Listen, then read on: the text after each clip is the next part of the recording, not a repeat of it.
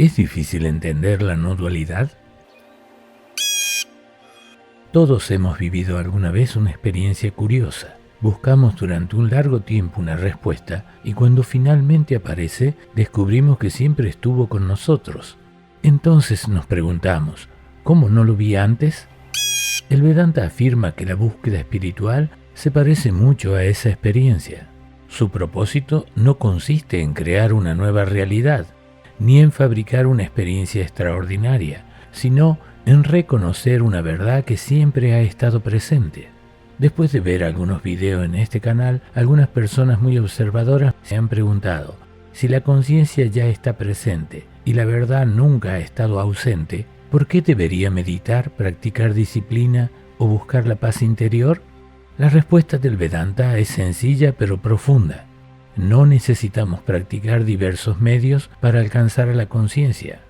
Necesitamos hacerlo porque nuestra mente aún no es capaz de reconocer con claridad aquello que siempre ha estado presente, nuestro verdadero ser. Y todas las dudas que sentimos no pertenecen a este ser. Las dudas pertenecen a la mente. Por eso la tradición Vedanta no comienza preguntando qué debemos creer, sino cómo debemos preparar la mente para conocer correctamente. Hoy veremos un resumen simplificado de los pasos que el Vedanta describe como el camino del conocimiento. Este resumen simplificado tiene 4 etapas. Imaginemos por un momento a un jardinero. Él sabe que no puede exigir frutas a un terreno que todavía no ha sido preparado.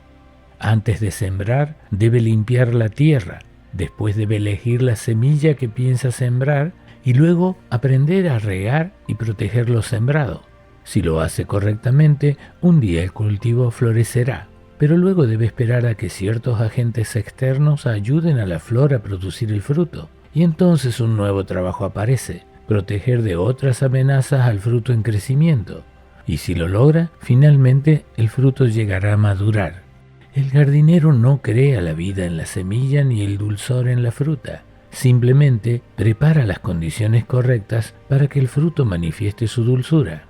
El Vedanta enseña que el conocimiento espiritual no depende únicamente de estudiar más libros ni de acumular experiencias extraordinarias. Entonces, antes de sembrar los pensamientos, tenemos que analizar el estado del terreno y corregirlo si fuera necesario. Por esta razón se divide el aprendizaje en 4 niveles. No son caminos separados, sino aspectos complementarios de un mismo proceso. Primera etapa. Comenzamos por analizar el terreno. ¿Qué impide que mi mente vea con claridad? Para el Vedanta, una mente impura se distrae fácilmente y no puede concentrarse porque tropieza con recuerdos acumulados. A modo de ejemplo, todos entendemos que si ayer estuve cocinando una sabrosa comida picante, hoy debería lavar bien el recipiente antes de cocinar este delicioso postre dulce. Así también, para entender el pensamiento de la no dualidad, Advaita, será necesario remover algunos conceptos que son residuos de especulaciones anteriores. Así descubrimos que el principal obstáculo no está en el mundo, ni siquiera en las circunstancias que me rodean. Está en ciertos hábitos profundamente arraigados en nuestra propia mente y que debería haber limpiado antes de sembrar.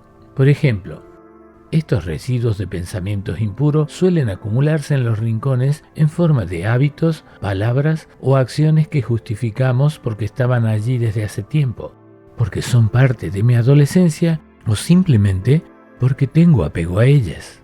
Veamos otro ejemplo diferente. Si durante tu intento de meditación tiendes a quedarte dormido, esto se debe a una contaminación con tamas. Un residuo que provoca una especie de pesadez que conduce al pensamiento depresivo, oscuro, sin cambios, sin esperanza o sin objetivos. Tamas te impide ver y creer en la verdad de nuevos valores.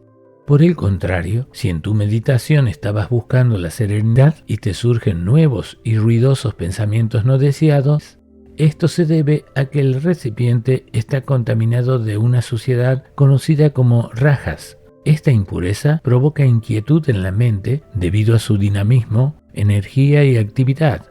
Una mente muy agitada tampoco puede contemplar la verdad. Estas dos tendencias son naturales y necesarias en la vida diaria cuando se equilibran entre ambas, pero son contaminantes cuando estás intentando concentrarte en un propósito.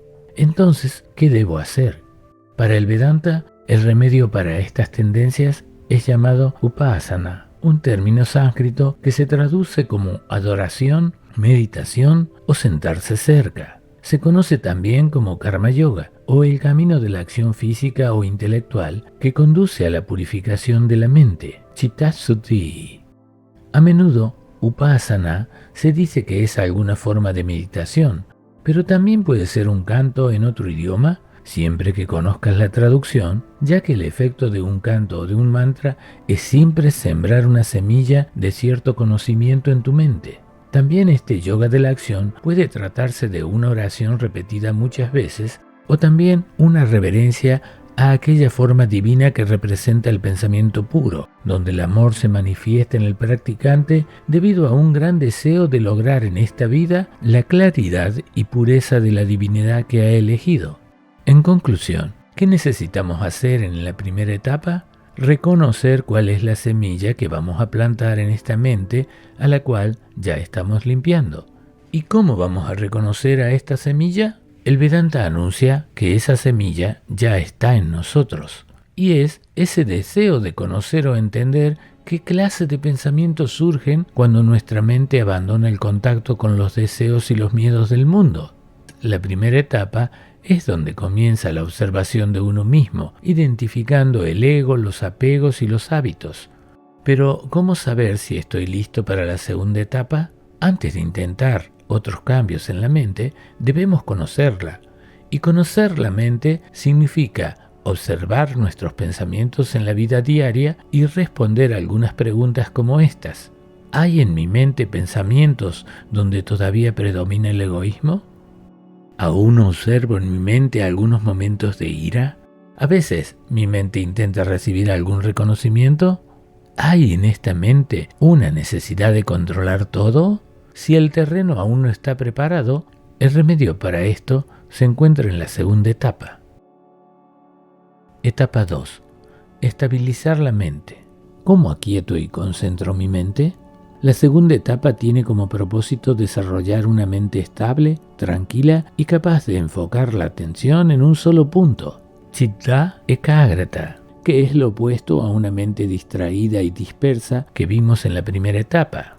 Para esto, el trabajo consiste en aprender a concentrarse, a permanecer presente, a desarrollar serenidad y disminuir la dispersión mental. No significa que nunca vuelva a aparecer una distracción. Significa que la mente ha adquirido una capacidad que antes no poseía suficientemente, permanecer voluntariamente en este estado. Para avanzar en esta práctica, debo verificar mi estado frecuentemente, observando y haciéndome algunas preguntas. ¿Puedo permanecer algunos minutos atento sin distraerme? ¿Los pensamientos ya no me arrastran tan fácilmente? ¿La meditación comienza a ser natural en lugar de una lucha constante? Si la respuesta es afirmativa, entonces la mente está preparada para un estudio más profundo. Y este conocimiento se profundiza mediante el riego y los cuidados que no dejarán lugar al crecimiento de las malezas. Upasana, en un sentido más amplio, representa cualquier práctica repetida mental o físicamente destinada a profundizar la conexión con un poder superior o la realidad última. Pero ¿cómo se practica sentarse cerca de lo divino? En la vida diaria de hoy y en la filosofía, el término abarca una amplia gama de rituales diarios, recitar oraciones o cantar canciones devocionales que son parte de sentirse cerca de la divinidad. Pero no debemos olvidar que el propósito de esta etapa es la transformación mental, utilizando la concentración constante e ininterrumpida para calmar la mente, liberarse de los apegos materiales y prepararse para una introspección más profunda. Así como el jardinero solo prepara la tierra, la riega y la protege, del mismo modo, el estudiante no fabrica la verdad, prepara la mente para reconocer una realidad que siempre ha estado presente. Resumiendo, hasta ahora estuvimos preparando la mente, la limpiamos, la estabilizamos, ahora debemos utilizarla para conocer. La siguiente etapa ya no preguntará principalmente ¿cómo puedo mejorar mi mente?, sino que la pregunta será ¿quién soy realmente? Etapa 3. Comprender quién soy. ¿Qué busco descubrir? Aquí comienza propiamente el Vedanta. No se trata de crear una experiencia nueva en la mente, se trata de investigar quién soy realmente. Y para ello entendemos que el propósito de esta etapa es descubrir la ignorancia, para luego reconocer intelectualmente que mi verdadera naturaleza no es el cuerpo ni la mente, sino la conciencia. En esta tercera etapa observaremos cómo sucede la floración. La flor representa la apertura del conocimiento. Comienza a revelarse la verdadera naturaleza del ser. ¿Y también tendremos que hacer algo? Sí, si queremos que el conocimiento dé sus frutos, debemos continuar protegiendo la flor. Pero entonces, ¿cuál es la diferencia con las dos etapas anteriores? Antes, estuvimos utilizando todos aquellos medios o disciplinas espirituales que ayudan a preparar la mente para el conocimiento. Estas prácticas, llamadas sadhanas, no tienen como finalidad producir la verdad ni fabricar la iluminación, sino desarrollar una mente más pura, serena, concentrada y receptiva. Sadhya significa la meta, y sadhana el medio para alcanzar esa meta. No es el destino final, sino los instrumentos que preparan el camino hacia el reconocimiento que el Vedanta revela. El Vedanta, en cambio, no es una práctica, sino un medio válido de conocimiento. Pramana. Su función no consiste en crear una nueva realidad, sino en revelar mediante la enseñanza de los Upanishad una verdad que siempre ha estado presente, pero que permanecía oculta por la ignorancia. En esta tercera etapa, el Vedanta propone utilizar un medio válido para el conocimiento correcto, que implica practicar cierta disciplina en 3 pasos sucesivos. El primer paso consiste en Shravana, escuchar y comprender la enseñanza de los Upanishad o de un maestro, para lo cual se requiere una mente sin prejuicios, abierta y receptiva. Podríamos comparar con el momento en que aprendes a manejar un automóvil. Te explican las funciones de los frenos, el acelerador, el volante y las marchas para avanzar y retroceder. Y lo que debes hacer es asegurarte de escuchar y comprender la enseñanza. Con ese conocimiento sales luego al mundo conduciendo tu vida. En el segundo paso, Manana, se debe reflexionar y resolver las contradicciones internas hasta disipar todas las dudas. Siguiendo el ejemplo anterior, cuando estás en la calle, comprendes que tienes que aplicar el conocimiento adecuadamente en diferentes contextos. Descubres que el conocimiento se aplica diferente en la nieve, en la montaña y en la calle inundada. Tienes que reflexionar para aplicar el conocimiento. Así, en la vida diaria, sentiremos florecer la claridad mental para aplicar la enseñanza recibida. Reconocemos los diferentes problemas y entendemos que la teoría es general, pero su aplicación es particular. Manana, la reflexión, otorga claridad a nuestras decisiones. Pero esto no es suficiente. En un tercer paso, Nididhyasana, es cuando se han repetido durante tanto tiempo las enseñanzas aprendidas que ya no necesitas recordar o reflexionar ante cada situación de manejo. Lo aprendido se vuelve parte de tu vida. Así, durante un tiempo, debo contemplar el Vedanta y asimilar este conocimiento hasta lograr la interiorización profunda y constante de esa verdad ya comprendida y contrastada. Solo entonces puedo reconocerla como mi propia realidad, escuchar correctamente, comprender profundamente y reconocer plenamente es lo que permite que la flor se convierta en fruto. El Vedanta solo revela el conocimiento de mi propia identidad. No soy el cuerpo, la mente ni el intelecto. Soy la conciencia que conoce todo. La verdad nunca necesitó ser creada, solo necesitaba ser reconocida. Pero, ¿cómo voy a reconocer si estoy en la tercera etapa? Para verificarlo podemos hacernos estas preguntas. ¿Comprendo las enseñanzas sin contradicciones? ¿Puedo responder las dudas fundamentales por mí mismo? ¿Empiezo a distinguir entre el observador y lo observado, entonces estarás preparado para entender la cuarta etapa. Etapa 4. Vivir el conocimiento. Pero, ¿qué voy a descubrir? En la cuarta etapa, finalmente la flor ya se ha transformado en fruto, pero ahora tenemos que esperar a que madure para disfrutar de su dulzura. El propósito de esta etapa es que el conocimiento permanezca firme, incluso durante el éxito, el fracaso, la enfermedad, el conflicto o la pérdida. Es lo que la tradición en Vedanta llama establecerse en el conocimiento aprendido. Pero, ¿qué significa establecerse en el conocimiento? Después de comprender intelectualmente la enseñanza del Vedanta, comienza una maduración más profunda, vivir de acuerdo con ese conocimiento. La tarea ya no consiste en adquirir nuevas ideas, sino que esta es la etapa donde aprendemos a distinguir entre lo que cambia y el testigo inmutable, que permanece presente en toda experiencia.